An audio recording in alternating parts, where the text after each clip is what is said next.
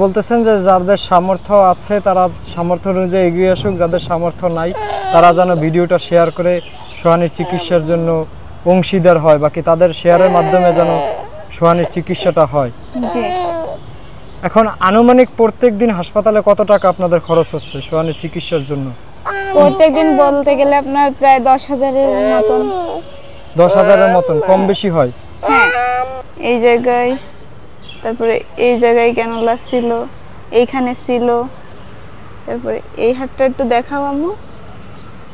এই যে কালো হয়ে গেছে, এই জায়গা আপনার এই জায়গায়ও ফুটাইছে, তারপরে দেখি ময়না এটা এইখানে ফুটাইছে, পায়েও দিছে? হ্যাঁ, এই পায়ে দিছিল,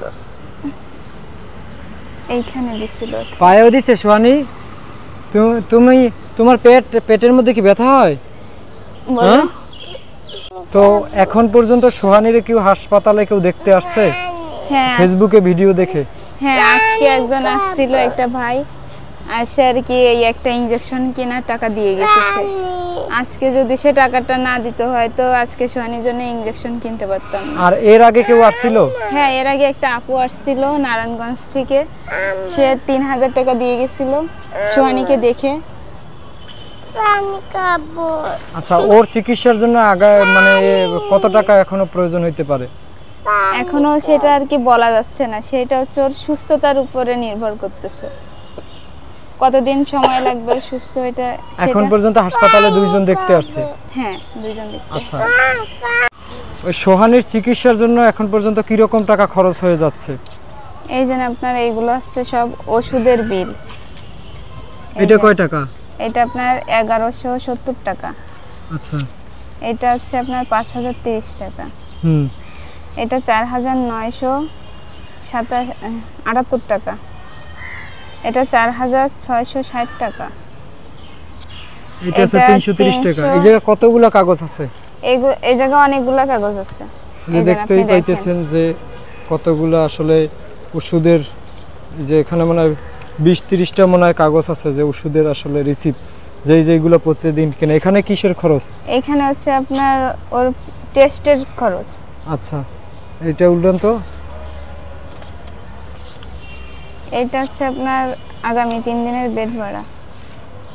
আচ্ছা, তো এই এতগুলো মানে এই সব কিছু কি ওষুধ ইনজেকশনের কাগজ? হ্যাঁ, হ্যাঁ। আচ্ছা। ওর আব্বুও অনেক অসুস্থ, সে বিছানায় ফেলানো, সেও আর কি আমাদের জন্য কিছু করতে পারতেছে না, তার মেয়ের জন্য কিছু করতে পারতেছে না।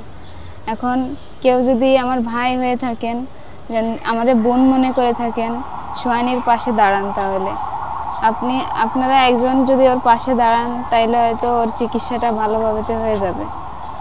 আমি সবার কাছে হাত জোর করে ভিক্ষা চাচ্ছি যে সোহানীর পাশে সবাই দাঁড়ান, আমাদের পাশে সবাই দাঁড়ান। আমার আসলে একটা ভাই নাই, যদি থাকতো তাইলে এখন আমার পাশে দাঁড়াতো। এখন আমি দেশবাসীরই আমার ভাই বোন সব কিছুই আমি তাদের মনে করি, কারণ তাদের টাকা দিয়ে আমার মেয়ের চিকিৎসা হচ্ছে। ইনশাল্লাহ বাকিটাও তারা সাহায্য করবে, এতটুকু বিশ্বাস আছে। সোহানীর জন্য সবাই দোয়া করবেন, যে যতটুকু পারেন ততটুকু সাহায্য করেন, যার যতটুকু সামর্থ্য আছে সে ততটুকু দিয়েই সাহায্য করেন। আর যার সামর্থ্য নাই সে অন্তত ভিডিওটাকে একটা শেয়ার করেন, একটা শেয়ারের মাধ্যমে হয়তো আমার মেয়ের জীবনটা বাঁচতে পারে।